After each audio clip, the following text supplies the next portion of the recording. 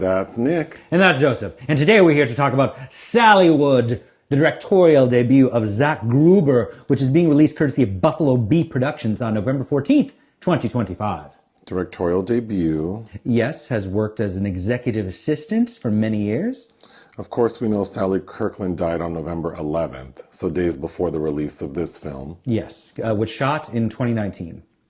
What is Sallywood about? Inspired by movies of Oscar-nominated actress Sally Kirkland, a young writer moves to Hollywood to pursue his dreams. In a chance meeting with Sally, he begins a journey toward trying to resurrect her fading career. What's your pull quote? As a last chance to witness the charming finesse of Sally Kirkland, a resilient hustler whose tenacity was rewarded with critical acclaim and stardom, Sallywood is a loving, well-intentioned, but ultimately shoddy homage, unable to rise to the occasion justified by its leading lady. Mine. Sally Kirkland, joined by a coterie of fun cameos, shine in this well-intentioned but awkward hodgepodge about never giving up on your dreams. Trails of debris. I had seen this trailer a while ago. Yeah, I remember receiving an email somewhere in 2024 that was trying to fundraise for Ms. Kirkland's medical bills at the time. So she'd been ailing for some time. Yeah, and of course, hearing of her death, I wanted to watch it. And I really wanted to like this movie. I did too, and I will say that it was better than the trailer would lead me to believe it is. I would recommend it. It's really fun seeing her, along with some really cool cameos. I agree, but it does feel slipshod. The story is about a young man named Zack, Played by Tyler Steelman. who lives in Maine with his parents, and his parents are portrayed by Jennifer Tilly and... Lenny Von Dolan, who also passed away before this film was released. And Zack appears to be like a man-child of sorts. He was giving more vulnerable adult to me. He was giving miscast.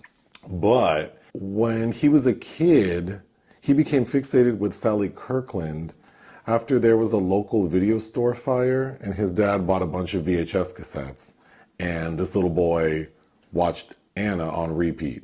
Yes, which is actually the same VHS that you and I watched that film for the first time back in 2008.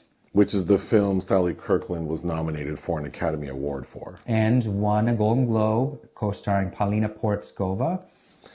So now that he's an adult, one day he gets up and tells his mom, I want to follow my dreams, I want to move to Hollywood to become a writer, and I want to meet Sally Kirkland. And his father is supportive, the mother is dubious, but he leaves. Gets to Hollywood, found a roommate on Craigslist, a guy named Tom, played by... Tom Connolly. And like their first night hanging out, they go to a restaurant.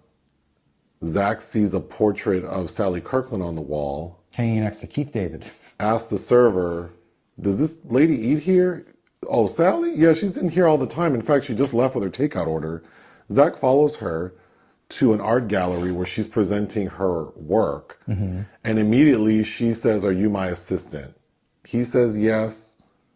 And thus begins this journey with these two. If you want to call it a journey.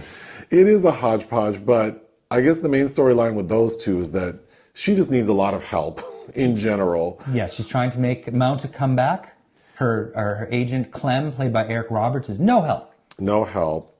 But Zack is also trying to become a writer, and he's successful ultimately. He ends up getting hired by a television producer portrayed by... Michael Lerner, who also died before this film was released. Yeah, so in total, we have actually 4 people involved with the production because it's Sally Kirkland. Lenny Von Dolan and Michael Lerner.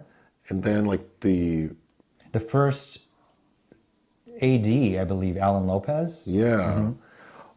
The film was shot like, 6 years ago. So ultimately, Zack gets an opportunity to be a writer with the production company Michael Lerner's character runs. So where to begin? Calling it a hodgepodge is because there are like 3 main storylines. One is this aging actress trying to stage a comeback in Hollywood. Then you have this young man who moves to Hollywood to become a success. Then you have the roommate Tom who's trying to make a film. And he does. Which is about lesbian zombies in space. And he actually casts Sally Kirkland in it. So that's kind of a big component of the movie is the production of this zombie film. which does not look good. It doesn't. However, the production of the film within this film felt a little stronger than what this film feels like. So I thought that was funny. So you have these like three storylines, but then the connective tissue involves a lot of other things because, as you mentioned, Eric Roberts plays Sally Kirkland's agent. Stripper loving agent. Mm-hmm. Then you have Maria Conchita Alonso playing like a publicist slash agent who seems to be boy hungry. Yes. She looks fabulous. She looks great. She's in there saying that she's going to help every man who approaches her. Mm-hmm. Then there's like a documentary component to it that I'm very confused by. And then there's Kathy, who is now a director herself, played by Kay Lenz. Who's kind of a big deal. Who's casting a film with a part for a Sally Kirkland type. But Sally Kirkland can't get an audition because her reputation precedes her.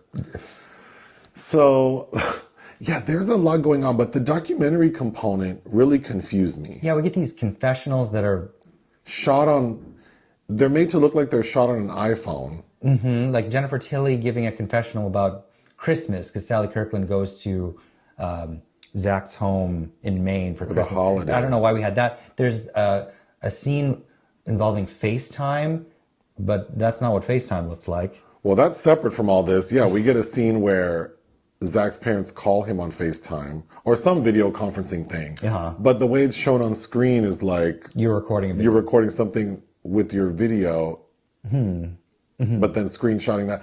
Very confusing. But probably the most confusing element of it is Sally Kirkland. We get like confessional video of her, but she's talking like normal, like what Sally Kirkland must have really been like. But her character in the film is very different because her character feels a lot more ditzy and woo-woo. An astrologist. But the film doesn't explain where we're getting footage of her explaining things. I'm assuming that maybe it had to do with the production wrapping before COVID, and then with lockdown, they tried to cobble something together. Ultimately,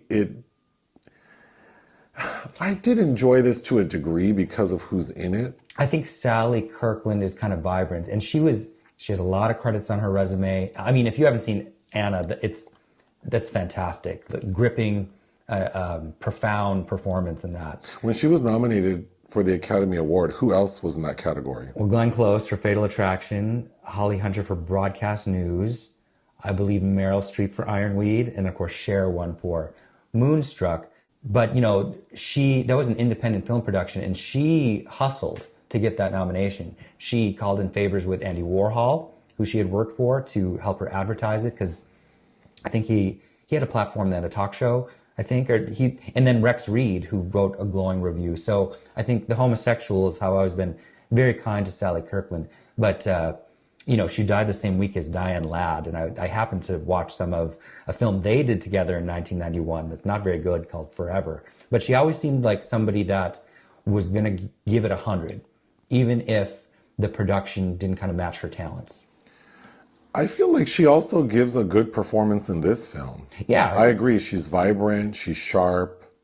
She seems to be having fun. Yeah. And the cameo, it's always great seeing Jennifer Tilly and Maria Conchita Alonso. Keith Carradine. Yes, who has a sizable role, and he seems to... that's another in-joke because he's actually somebody that has won an Oscar. But the lead, Tyler Steelman... I thought he looked just like... Saoirse Ronan. He does. He could be her brother. I guess, well, because at the end of the film, in the beginning, we're told that it's based on a true story, sort of. And then in the end, we see that the writer-director of this film had an encounter with Sally Kirkland in the early 2000s. And we see a photo. I don't think, just from what I saw from the photos of the real person, the actor playing him is not giving that energy. No, there's really nothing. He's a cipher. He seems completely empty. I felt nothing for him. Well, because even his sexuality, which, is not always important, but in this instance, that character feels so, empty is a good word. Well, it's just like, is this your diva or what? Because you aren't acting like it. Well, he's super naive, which fair, but when he finally meets her, he seems he's very generous with her. Like, he immediately gives her all of his time until he finds another gig.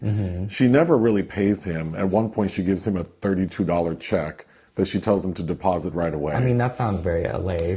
But, yeah, he doesn't seem that excited about her, combined with, I mean, in the beginning of the film, we're told that he was obsessed with Sally Kirkland as a kid. Like, she's part of his persona, which means, by extension, the lives of his parents were kind of defined by her. Right. But then when he finally does meet her, and then we get a scene where Sally Kirkland wants to talk to his parents on the phone, and it ends up being a 3-hour conversation, the parents are very flazé-da about it. They are. There's some actual jealousy, I think they're playing up with Jennifer Tilly for his attention. Which is kind of fun. But, you know, he walks into Sally's studio apartment in Hollywood, and she has a framed picture of Anna. And he's like, oh, I've scoured the internet for this.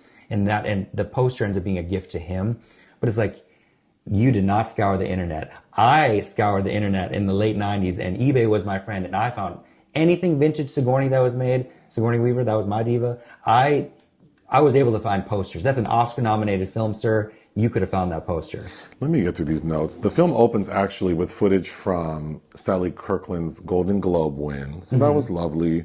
When we see Jennifer Tilly saying goodbye to her son after he's announced that he's going to Hollywood, she's crying, saying, but there are drugs, fires, earthquakes, Kardashians. True, all of them. Although, I mean, aren't they in Encino? Well, Is that LA? When Zack gets to the art gallery, the first task as Sally's assistant is for him to write her obituary. And it seems like she's kind of testing him, like how much does he know about her? And that becomes, I think, an overdrawn bit. It becomes a long joke. Okay, what if you don't know anything about Sally Kirkland, and I know this is not meant to be like a biopic, but the two things you will learn about this character is that she likes string cheese and men. That's pretty much all she talks about. And in one scene, she talks about all the men she slept with.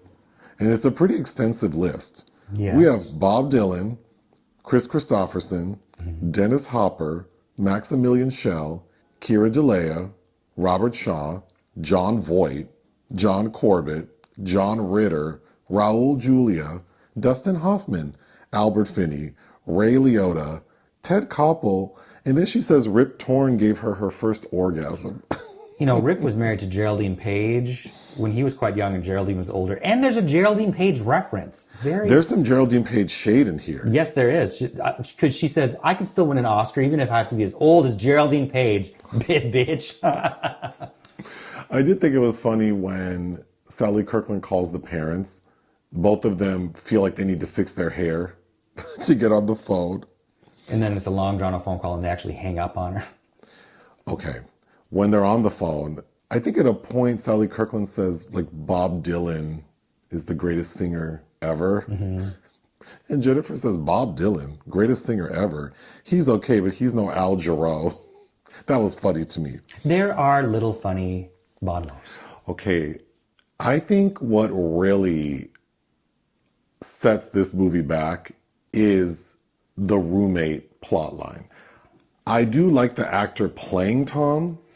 Tom Connolly, who I've seen in a film about something about the Battle of Bushy Run, I think was the title, which is, I would say that's not a good film also. I liked his character and I found it refreshing because most movies like this, where someone moves to LA and gets a random roommate, the roommate turns out to be a nightmare. But in this one, Tom actually turns out to be a decent guy. He does what he says he's going to do. He's appreciative of everything Zack does. Don't drink his beer. He kind of pays it forward a little. Yeah. He seems like an honest dude. So I appreciated that character, who I'm hoping was based on some truth. But all of the scenes in that apartment look so hazy. Yeah.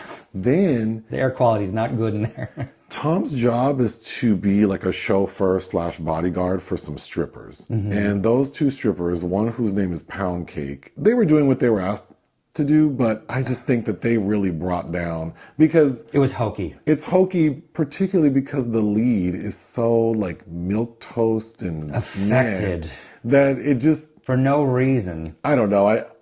I think that having those two ladies and that hazy ass apartment it was a bad mix. It made me want to fast forward over all of their scenes. We do get a clip because we get a couple of moments with Sally reminiscing about her career. Mm-hmm.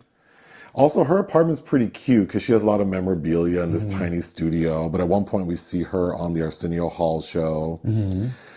Okay, Eric Roberts gets a lot of screen time too. Eric Roberts has 600 plus screen credits, and if you've seen some of the garbage he's done, he clearly does not want to be in it.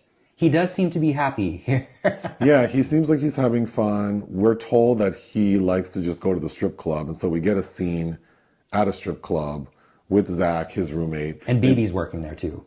And then they bump into Eric Roberts. He says something disparaging about Sally Kirkland, and Zack punches him. If I had to tell this story, I think I would focus more on the connection between this young man, and I would cast him differently, and his connection to this actress he idolized, and what he learns from her and what she gets from him. I don't really feel that with... Well, she's playing herself as daffy, but also a lonely older woman. We hear several times she has no family. All those old lovers, she's survived most of them. Yeah, I'm getting a lot more from her than I am Zack. Mm-hmm. So at the point when he punches Eric Roberts, that felt kind of like, okay. Oh God! And then there's this montage of some of clips from scenes we've just seen that are like, oh, you just needed to pad this out. I don't quite understand what the aim was. I think a scene that sticks out to me with Sally Kirkland is she goes to visit Carradine's character, who's a former lover named George. Mm-hmm.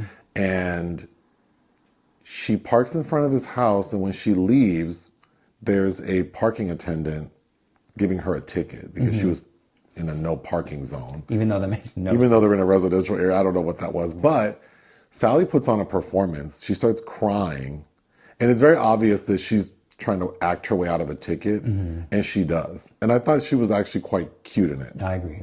After Zack gets hired by Michael Lerner, he's invited to a cookout at Michael Lerner's house. And it's supposed to be like an industry party, and he brings Sally with him. And I hope someone can confirm. I swear I saw Linda Evans in that cookout. Didn't that look like her? She's kind of in profile, but it did look like her, and that would make sense because we've seen her around town. Oh my gosh. So you already mentioned this, but Zack brings Sally Kirkland home to Maine for the holidays. And it's awkward because, like you said, Jennifer's kind of competing for her son's attention. She doesn't like this other woman is consuming all of his time. Again, I think it's really weird that the parents seem kind of clueless about this actress who their son was obsessed with. But at one point, the dad asks, like, what is a Golden Globe? That seemed weird to me. You didn't know that? But she explains it, and the dad goes, wait, you mean foreigners decide? Also, what is kind of sad about that is, like, so Anna was the only film you saw of hers? Because she did a lot of films, and of some other decent ones. Also, the dad seems kind of daffy, but then he's the one who supports his son going to Hollywood. So I felt like there was some inconsistency there. I mean, because even when he's explaining when Zack is explaining to the stripper actors, porn models, who Sally Kirkland is, he lists off a bunch of her screen credits. I found, because The Way We Were, she has a very small role in that. But well, one of the strippers knows Sally because she took acting classes out of Sally's home. Right. Okay. The final moments for Sally Kirkland's character are that she really wants to be cast in Kay Lenz's movie. So she shows up at a party where Kay Lenz is attending. And she gets that invite via Zack pulling a string with Maria Conchita Alonso. Sally Kirkland shows up, accosts Kay Lenz's character, and then gives this monologue. George Bernard Shaw. Which is pretty awkward. And like the actual monologue is awkward. And also the scene's awkward because Kay Lenz's character looks very bothered by it. Yes. But then during the end credits, like after the film ends, there are some scenes during the end credits where we see Kay Lenz say, I was so impressed by her, I gave her a role. Well, they bonded over both of their... And they had both dated George. Exes, Keith Carradine. Okay. Something else that kind of didn't work for me is the film uses this device of it sort of seeming like a screenplay being acted out. So we get copy on the screen that says like exterior, cafe, or whatever. But it's inconsistent. I feel like the film abandons it for quite some time and then it'll just pop up. Well, it's just unnecessary. It's like films that have chapters where that's not the rhythm of the film and the chapter heading has little to do with what is transpiring. Yeah, unfortunately, it was a joy to see Sally Kirkland. I would recommend people check it out if they're curious. Like, I enjoyed watching it enough, but I can't say that this is a well done movie. No, but even if this were your starting place with her, I think she's good enough, she's charming enough, she's sweet enough to where you might be curious to check out her previous filmography. For sure. What would you give Sallywood? 2. I agree. I would give Sallywood 2 out of 5. Join us on Patreon and listen to our podcast. Bye.